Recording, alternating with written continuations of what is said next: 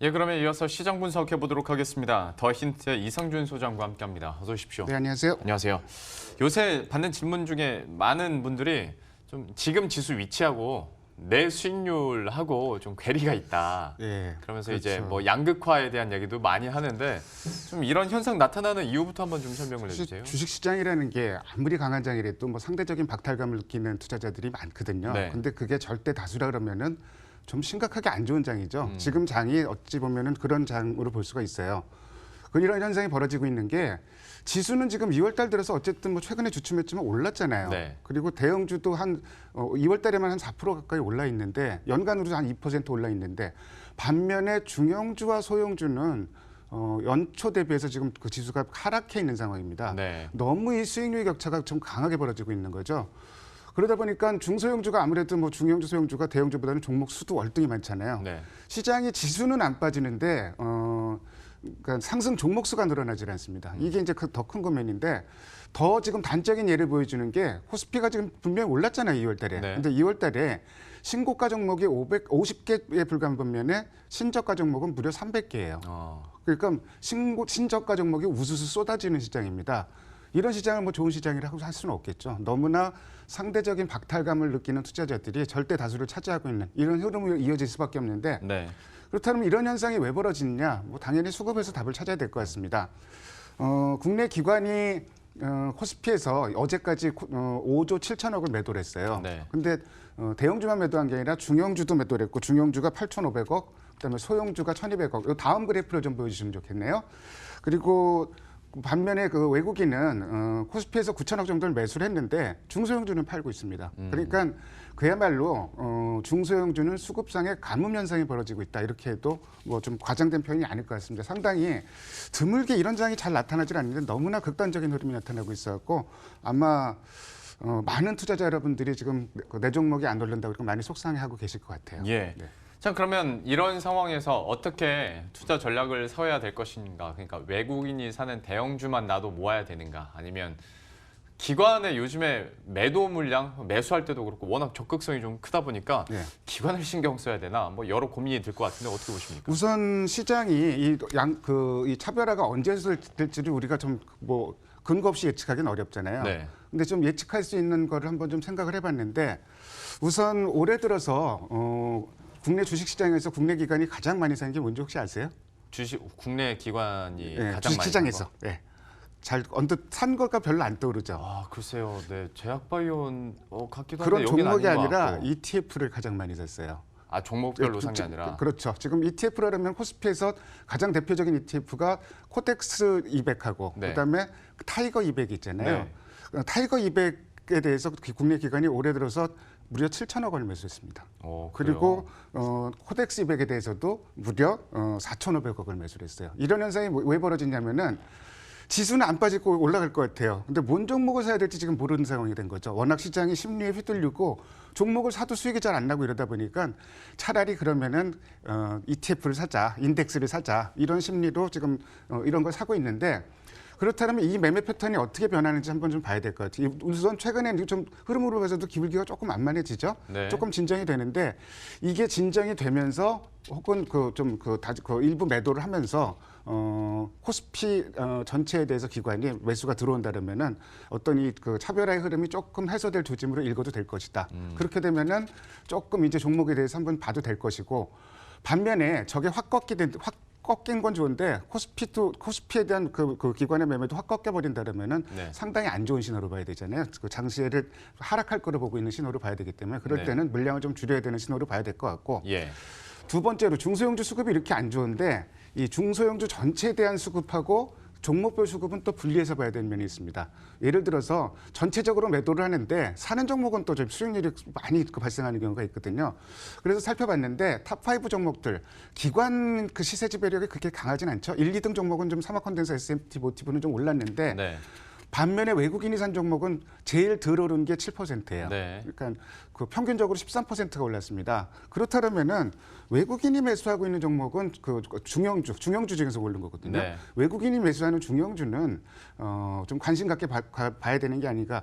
뭐 이런 얘기를 했죠. 뭐 잘 키운 중형주 하나, 열 대형주 안 부럽다. 아까 이제 그 김영란 앵커가 대형주 그럼 지금 매매를 해야 되냐 이렇게 물어보셨는데 사실 뭐 지금 이 상황에서 대형주 손 잘 안 나가잖아요. 좀 많이 오른 그렇다면 여기 어려운 와중에서도 외국인 소급이 집중되는 중형주에 대해서는 한번 주목해서 그 중에선 선별해 보는 건 어떨까? 좀 이런 전략을 한번 제시해 드립니다. 그러니까 저걸 보니까 기관 수급 뭐 사냐 따라가봤자 별 영향가 없는 전략이 나올 것 같고 외국인들 중소형주 어떤 종목을 사냐 우리가 조금 더 면밀히 지켜보면서 전략 세워보는 것도 좋을 것 같습니다. 그리고 미국 얘기도 잠깐 해보도록 할 텐데 그러니까 어떤 각국 통화 정책에 대한 기대감들이 어쨌거나 시장에서 좀 나오고 여기에 대해서도 좀 있어야 된다라는 얘기들이 있는데 글쎄 그 연준 측에서 금리 인하를 정말 할까에 대해서는 왜냐면 뭐 미국 경제 지표는 여전히 그래도 잘 너무 나오고 좋게 있는데 나와요. 뭐 너무 굳이 좋게 나와요. 예. 뭐 내릴 필요가 없는데. 예, 그렇죠. 근데 좀 어떻게 보십니까 이건? 달러 인덱스가 이거 우리가 사실은 최근에 슬금슬금 오른다 싶었는데 오늘 아까 좀 아침에 딱 봤는데 이렇게나 올랐어 이런 생각이 네. 들더라고요. 그래서 찾아봤더니 달러 인덱스가 무려 제가 이제 차트를 잠깐 보여주시면 좋을 것 같은데 2017년 5월 이후 최고치까지 올라왔어요. 네. 그러니까 지금 어마어마하게 올라온 거죠. 거의 100달러 수준까지 육박을 하고 있습니다. 이게 뭐 쉽게 나오는 모양이 아닌데 근데 굉장히 좀 특이한 현상이 달러 강세가 나오면은 안전자산이래 갖고선 과거엔 좀 엔화도 같이 강세를 가고 뭐 이런 현상들이 발생하잖아요. 네. 근데 달러 강세가 발생하는 원인은 첫 번째 원인은 유로화가 약세를 보이는 데 있습니다. 역시 뭐 유로 달러 환율이 지금 2017년 5월 이후 최저치까지 떨어지고 있거든요. 그 이유는 이제 유로존 지금 경제 지표가 조금 살아난다다가 나빠졌고 그리고 지금 뭐 여러 가지로 이제 유로존의 정치적인 상황도 좀 불안하고 네. 그다음에 코로나19 영향도 미국보다는 유럽존 쪽이 아무래도 좀 강하고 뭐 이런 여러 가지 변수들이 복합적으로 영향을 있습니다. 특히 뭐 유로화 공매도 잔고가 지금 3년 만에 최고치까지 올라갔다는데요. 네. 근데 이제 달러 인덱스라는 지수 자체가 통화 중에서 유로화가 58%를 차지해요. 그러니까 그 영향이 굉장히 크다고 봐야 될 것 같고. 네. 그리고 최근에 각국 통화 환율을 보면은 그러니까 가장 많이 절하된 게 지금 유로화입니다. 다음 차트를 좀 보여주시면 좋겠네요. 그리고 그다음에 원화고 그다음에 엔화가 또 약세를 보이고 있어요. 네. 엔화는 지난 분기 성장률이 마이너스 성장 쇼크를 기록을 했죠. 그리고 여러 가지로 지금 뭐 수출도 안 돼, 내수도 안 돼. 그러면서 지금 엔화도 약세를 보이고 엔화 달러 인덱스에서 차지하는 비중이 한 14% 정도 이렇게 차지하고 있는 데다가 미국 자체적으로는 아까 김영룡 의원가 지적했듯이 지표들이 너무 잘 나오고 있습니다. ISM 제조업 지수가 예상을 뒤엎고 확장 국면에 진입을 했고 고용 지표도 12월 달에 나빴는데 1월 지표는 회복이 됐고 거기다가 그저께 발표됐었나요? 엠파이어 스테이트 지수는 그야말로 서프라이즈 중에 서프라이즈를 기록했습니다. 이런 부분들을 살펴보면은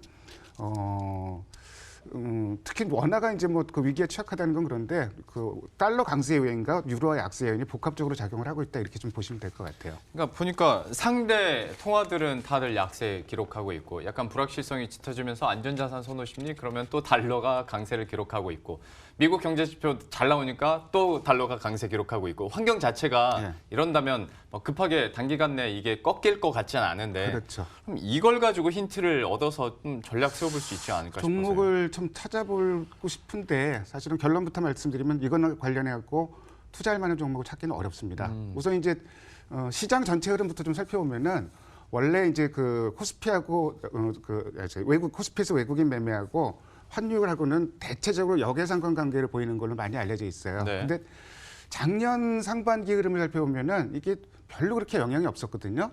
근데 작년 하반기부터 여기 제가 작년 9월부터 표시를 한 건데 거의 역외상관 관계가 굉장히 좀 강하게 나오죠. 예. 올라가면 내려가고 내려가면 올라가고. 그러니까 지금 이런 흐름 하에서는 지금 환율이 올라간다면은 외국인이 좀 매수세로 돌아오기가 어렵다는 점이 요 흐름으로 보면은 굉장히 좀 부담이 되는 요인인데 다만 그나마 긍정적인 게 코로나19에도 불구하고 좀 글로벌 주식 펀드에 3주 만에 이머징 쪽으로 좀 돈이 들어왔습니다. 근데 어쨌든 전체적인 흐름은 좋지 않은 것이고 그다음에 이제 두 번째로 우리가 생각할 게 환율이 올라갈 경우에 원화 약세일 경우에는 보통 우리가 수혜주를 찾잖아요. 수출주. 그러면서 예전에 그랬죠. 네. 자동차, 조선, 뭐 정유화학주도 이제 거기서 많이 거론이 되고요. 네. 기계업종도 거론이 되고 반면에 이제 좀 거기다 이익이 줄어들 걸로 예상되는 업종은 한국 한전 같이 이제 수입하는 네. 음식료도 마찬가지고 이런 쪽을 그렇죠. 많이 원재료 꼽고 있는데 갖고 오는.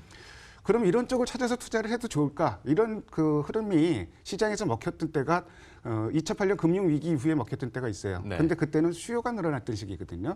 지금 수요 둔화가 예상되면서 워낙 약세가 나타난 시기이기 때문에 어떤 실적이나 이런 것보다는 수급에도 영향을 많이 미칠 것이고, 그래서 지금 관련주들 한번 정리를 해봤는데 자동차, 조선, 뭐 그다음에 그 정유주 이렇게 좀 해봤는데 수급들이 다들 안 좋아요. 그러게요. 그리고 뭐 현대차 정도만 그 외국인 수급이 조금 들어왔을 정도인데, 이런 흐름이라면은 이런 환율 흐름에서 환율 수혜주를 찾는 거는 너무나 좀 무모한 좀 그 시도다, 좀 이렇게 보시면 될 것 같습니다. 예.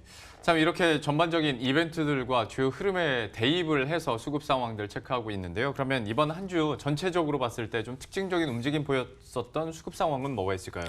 코스피에서는 기관은 네이버 사고 외국인은 카카오 사고 이런 흐름이 이번 주에도 이어졌어요. 근데 작년에는 또 이게 거꾸로 나왔었죠. 그리고 특징적인 종목이 고려아연 같은 종목이 국내 기관이 지금 8일 연속 어제까지 순매수를 기록하고 있습니다. 네.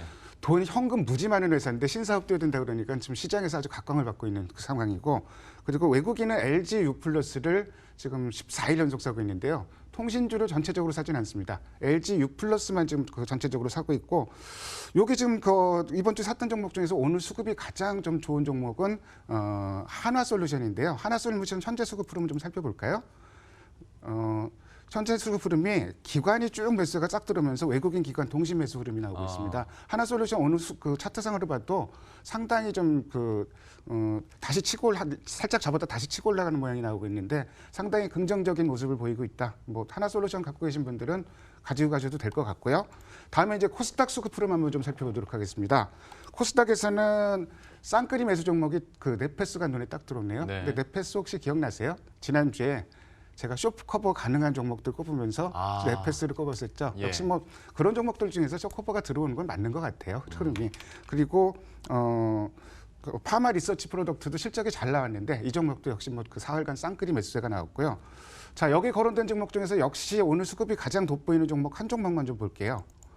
에코프로비엠입니다. 에코프로비엠이 지금 그 기관 매수 강도가 더 강하게 들어오고, 파란 선은 이제 기관 매수세인데요. 기관 매수 강도가 더 강하게 들어오고 있고 외국인 매수 안정적이고, 주가도 이러다 보니까 기관 매수 그 강도가 강해지면서 더 한번 치고 올라가는 이런 모습이 나오고 있는데, 역시 그 이런 수급 흐름이 요새는 더 중요한 게 외국인이고 기관이고 사는 종목만 더 삽니다. 네. 그리고 코스피는 전체적으로 시세 지배력이 외국인이 더 강하고 코스닥은 국내 기관이 강하고, 이런 흐름이 있다는 것도 계속 머릿속에 두면서 시장에 접근할 필요가 있을 것 같습니다. 예, 이렇게 수급 특징들까지 함께 살펴봤고요. 마지막으로 좀 전략 잡아주시죠. 지금 선택폭이 너무 좁아요. 그러니까 매매하기 어려운 시장이죠. 어제도 코스피 강보합인데 상승 종목보다 하락 종목이 훨씬 많고, 오늘 아까 장중에 코스피 플러스 날 때도 똑같은 흐름입니다. 심리에 휘둘르는 흐름이기 때문에 낙폭과대주 한 번 반등해도 이틀 반등하기가 어려워요. 그러니까 그쪽 쳐다보기는 어렵고 네. 5G라든지 뭐 반도체, 2차 전지 이런 쪽으로 좁혀서 생각해 볼 필요가 있는데, 그쪽 매매가 참 많이 올라서 부담스럽다 이런 분들은 이런 시장에서는 매매 쉬는 게 맞습니다. 예, 5G나 반도체, 2차 전지에 대해서 저희가 뭐 거의 매일같이 강조를 해드리는 것 같은데, 역시 그 부담감도 얘기를 해주셨어요. 때문에 만약에 이게 부담이 된다면 조금 쉬는 것도 한 가지 방법이 될 수 있겠다라는 얘기까지 이렇게 정리해 드리도록 하겠습니다. 더 힌트 이성준 소장과 함께했습니다. 고맙습니다. 네, 감사합니다. 예, 그럼 저희도 여기서 인사드리도록 하겠습니다. 계속해서 현명한 투자하시고요. 저희들은 내일 이 시간에 또 새로운 전략 들고 다시 찾아뵙도록 하겠습니다. 시청해주신 여러분 고맙습니다.